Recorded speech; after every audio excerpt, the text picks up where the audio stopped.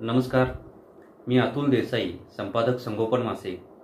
आज एका वेगळ्याच औचित्याने मी आपल्यासमोर आलेलो आहे। आपल्या सगळ्यांना कल्पना आहे की संगोपन मासिकाच्या माध्यमातून बाल हक्कांच्या संदर्भामध्ये आपण वेगवेगळे व्हिडिओज करत असतो। साहजिकच आहे की ज्यावेळेला बालक हा विषय आपण डोळ्यासमोर ठेवतो त्यावेळेला त्या बालकाच्या सभोवताली असणारं परीघ हा देखील आपण त्याच्यामध्ये कव्हर करण्याचा प्रयत्न करत असतो। आणि आज हा जो विषय मी हाताळतो आहे तो असाच एक महत्त्वाचा विषय आहे की ज्याच्यामध्ये आपण ICDS म्हणजे एकात्मिक बाल विकास सेवा योजना आणि त्या संदर्भातील विषय देखील हाताळतो आहोत। अंगणवाडी सेविका या पुन्हा एकदा संपावरती जात आहेत। आता या संपावरती जात असताना त्यांच्या मागण्या काय आहेत आणि नेमकं या संपामुळे काय सेवा बाधित होणार आहेत, त्याचा परिणाम काय होणार आहे, या सगळ्या गोष्टी आपल्याला बघणं खूप महत्त्वाचं आहे।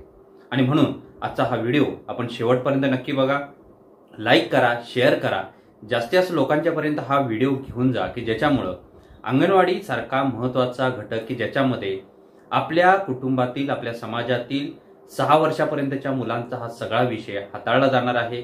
त्यांच्या पूर्वप्राथमिक शिक्षणापासून ते किशोरवयीन मुलींच्या पर्यंतचे वेगवेगळे विषय अंगणवाडी सेविकांच्याकडून हाताळले जात आहेत। तर या संदर्भामध्ये आपल्याला हा संप काय आहे, संपाच्या मागण्या काय आहेत आणि त्या माध्यमातून नेमकं काय बाधित होऊ शकतात सेवा, या सगळ्या गोष्टीचा विचार करायचा आहे। 4 डिसेंबर 2023 म्हणजे पुढच्या एक 8-10 दिवसामध्ये अंगणवाडी सेविका, महाराष्ट्रातल्या सगळ्या अंगणवाडी सेविका, ग्रामीण, शहरी, आदिवासी सगळ्या अंगणवाडी सेविका या संपावर जात आहेत। या संपावर जाण्यापाठीमागची त्यांची भूमिका काय आहे, त्यांच्या नेमक्या मागण्या काय आहेत, हा व्हिडिओ तुम्ही शेवटपर्यंत नक्की बघा। लाईक करा, शेअर करा आणि जास्तीत जास्त लोकांच्यापर्यंत हा विषय घेऊन जाणं खूप गरजेचं आहे। हा विषय, हा संप जरी केवळ अंगणवाडी सेविकांनी मदतनीस यांच्यापुरता मर्यादित असला तरी त्याच्यामुळे समाजातला एक महत्त्वाचा घटक प्रभावित होणार आहे आणि त्यामुळे शासनानं या गोष्टींकडे गांभीर्यानं बघण्याची आवश्यकता आहे। म्हणून आज ज्यावेळेला त्यांनी निवेदन दिलेलं आहे की आम्ही संपावर जातो आहोत, अशा वेळेला शासनानं याच्या संदर्भामध्ये संघटनांच्या सोबत चर्चा करणं आणि त्यांच्या नेमक्या मागण्या काय आहेत। अंगणवाडी सेविकांनी फेब्रुवारी महिन्यामध्ये अशाच पद्धतीने एकदा संप केला होता आणि हा संप काही आश्वासनं दिल्यानंतर मागे घेण्यात आला होता। पुन्हा अंगणवाडी सेविका मदतनीस आपल्या सेवेमध्ये रुजू झाल्या होत्या। आज पुन्हा एकदा त्यांना हे संपाचं हत्यार उपसावं लागलेलं आहे। ते नेमक्या त्यांच्या मागण्या काय आहेत, शासन त्याच्याकडे कशा पद्धतीने बघणार आहे त्या कालावधीमध्ये आपल्याला कळणारच आहे। पण आपल्याला हे समजून घेणं गरजेचं आहे की अंगणवाडी सेविका ज्यावेळेला संपावर जात आहेत त्यांच्या मागण्या काय आहेत, त्याचा समाज घटकावरती होणारा परिणाम काय आहे आणि या सगळ्यातून ज्यावेळेला आपण अल्पवयीन मुलांचा विषय ज्यावेळेला हाताळतो आहोत, बघतो आहोत, त्यावेळेला या मागण्या किती महत्त्वाच्या आहेत, त्याचं गांभीर्य किती आहे, हे खूप महत्त्वाचं मुद्दा आपण आपल्या सगळ्यांच्या समोर ठेवतो आहोत। त्यातून चर्चा घडणं अपेक्षित आहे आणि एकंदरीत अंगणवाडी सेविकांच्या संपाबाबत आपलं मत काय आहे हे खाली कमेंट बॉक्समध्ये लिहायला विसरू नका।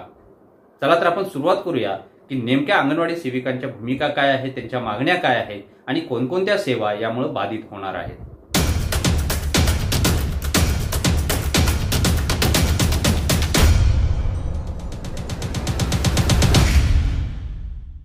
महाराष्ट्र राज्य अंगणवाडी कर्मचारी संघाच्या वतीनं आवाहन करण्यात आलेलं आहे अंगणवाडी सेविकांना आणि संपाची हाक देण्यात आलेली आहे।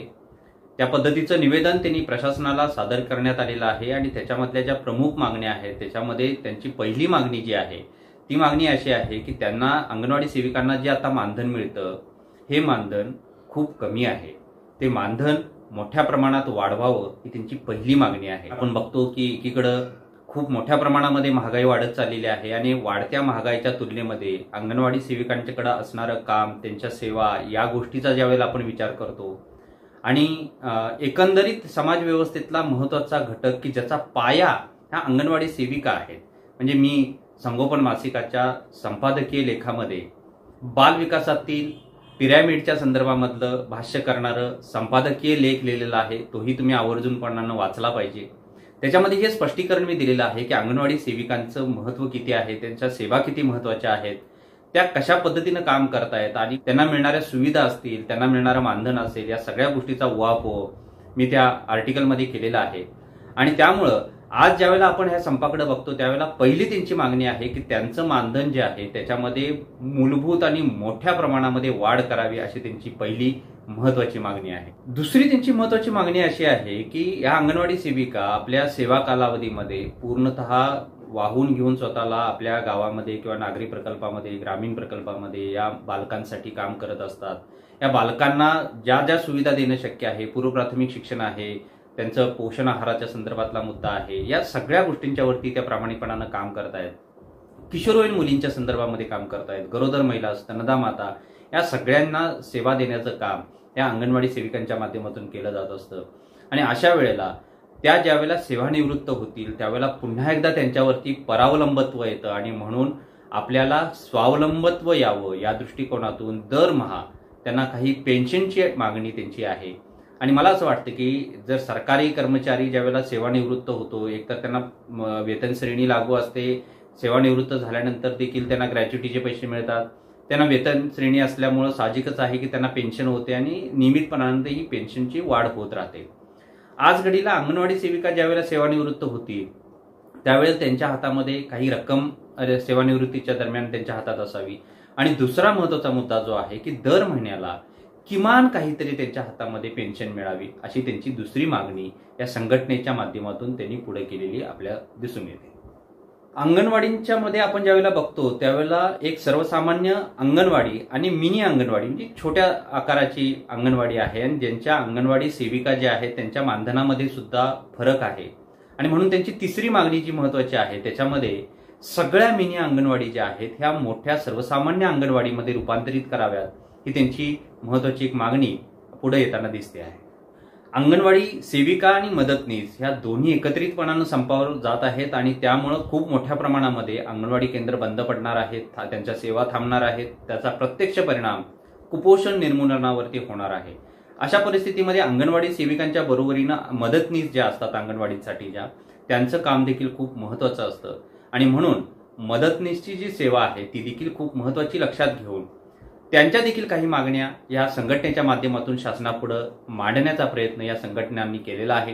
आणि त्यातली त्यांची मागणी जी आहे ती प्रमुख मागणी अशी आहे की ज्या मदतनीस ताई आहेत ज्यांचं शिक्षण 10वी झालेलं आहे अशा सर्व मदतनीसना त्यांच्या क्षमतेनुसार सेविका या पदावरती त्यांची थेट नियुक्ती करण्यासाठीची मागणी ही या संघाच्या माध्यमातून किंवा या सगळ्या अंगणवाडी कर्मचारी जे आहेत, मदतनीस संघटना ज्या आहेत त्यांनी एकत्रितपणानं शासनाकडे केलेली आपल्याला दिसून येते. अंगणवाडी सेविका यांच्याकडं जे काम आज डिजिटलायझेशन सुरू झालेलं आहे, मोबाईल ॲपच्या माध्यमातून बरेचसे ट्रॅकिंग सिस्टीम सुरू झालेले आहेत. म्हणजे पोषण ट्रॅकर असेल किंवा हंगामी स्थलांतरितांच्या संदर्भात महा MTS ॲप सारखे ॲप असतील, अशा वेगवेगळ्या सेवांच्या संदर्भामध्ये मोबाईलच्या माध्यमातून त्यांचं हे ट्रॅकिंग किंवा त्यांची इन्फॉर्मेशन कलेक्ट केली जाते. त्याच्यावरती काही फोटोग्राफ सुद्धा घेण्याचा प्रयत्न केला जातो आणि हे सगळ्याचं जे रेकॉर्ड आहे ते डिजिटल करण्याचा प्रयत्न देखील शासनानं केलेला आहे. आता अंगणवाडी सेविकांच्याकडे असणारे जे मोबाईल आहेत हे आता बऱ्यापैकी आउटडेटेड झालेले आहेत. त्याच्यावरती काम करत असताना ते हँग होतात, बरेचदा त्याचे इश्यूज तयार होत असतात. आणि म्हणून या संघटनांच्या माध्यमातून शासनाकडे एक मागणी करण्यात आलेली आहे की अंगणवाडी सेविकांना या कामासाठी आवश्यक असणारा जो मोबाईल आहे, जो अँड्रॉइड मोबाईल आहे हा नव्यानं देण्यात यावा, त्याची क्वालिटी चांगली असावी आणि त्याची गुणवत्ता, त्याचे स्टोरेज या सगळ्या गोष्टी ज्या आहेत या लक्षात घेऊन चांगला मोबाईल त्यांना द्यावा अशी मागणी देखील या संघटनांच्या माध्यमातून शासनाकडे करण्यात आलेली आपल्याला दिसून येते. अशा पद्धतीच्या या मागण्या घेऊन अंगणवाडी सेविका सगळ्या आपल्या संघटनांच्या नेतृत्वाखाली शासनाकडे निवेदन देऊन आलेले आहेत आणि मग 4 डिसेंबर 2023 पासून राज्यातल्या सगळ्या अंगणवाडी केंद्र ही बंद होणार आहेत.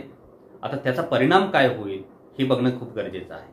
महत्त्वाचा मुद्दा असा आहे की आज कुपोषणाचा मोठा प्रश्न आहे. कुपोषणाच्या निर्मूलनासाठी शासनानं एकात्मिक बालविकास सेवा योजनेच्या माध्यमातून पोषण आहार असेल, पूरक आहार असेल किंवा जे काही प्रिकॉशन घेण्याच्या गोष्टी असतील किंवा स्तनदा मातांना मार्गदर्शन करणं असेल, किशोरी मुलींना मार्गदर्शन करणं असेल, 3 वर्षापर्यंतच्या मुलांना पोषण आहार देणं असेल, THR देणं असेल, त्याची वजन उंची आणि त्याची वाढ कशी होते याच्यावरती मॉनिटरिंग करणं असेल, त्यासोबतच 3 ते 6 वर्ष वयोगटातील मुलांचा पोषण आहाराचा विषय आहे, तर पूर्व प्राथमिक शिक्षणाची देखील जबाबदारी ही अंगणवाडी केंद्रांच्या वरती आहे. आणि अशा परिस्थितीमध्ये ज्यावेळेला ही सगळी अंगणवाडी केंद्र राज्यातली एका वेळेला बंद पडणार आहेत त्यांच्या मागण्यांसाठी ते संपावर जात आहेत, त्यावेळेला खूप मोठा परिणाम हा या समाज घटकावरती होणार आहे.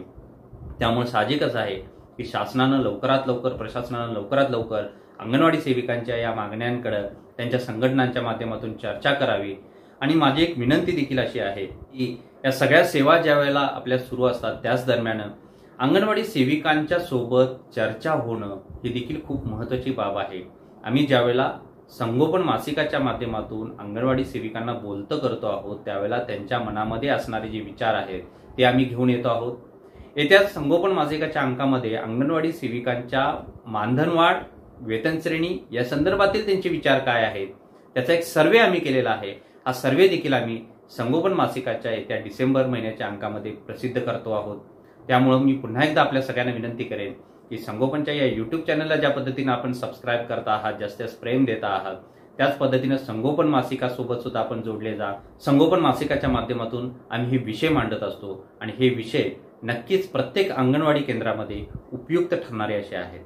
आपल्याला एकंदरीत अंगणवाडी सेविका आणि मदतनीस ज्यावेळेस संपावर जात आहेत तर त्याबाबत आपलं मत काय आहे नक्की खाली कमेंट बॉक्समध्ये लिहून कळवा. हा व्हिडिओ कसा वाटला तो देखील आम्हाला कळवा. आवडल्यास नक्की लाईक करा, शेअर करा, सबस्क्राईब करायला विसरू नका. आता बघूयात पुढचा नवीन व्हिडिओ लवकरच नव्या विषयासह. तोपर्यंत धन्यवाद.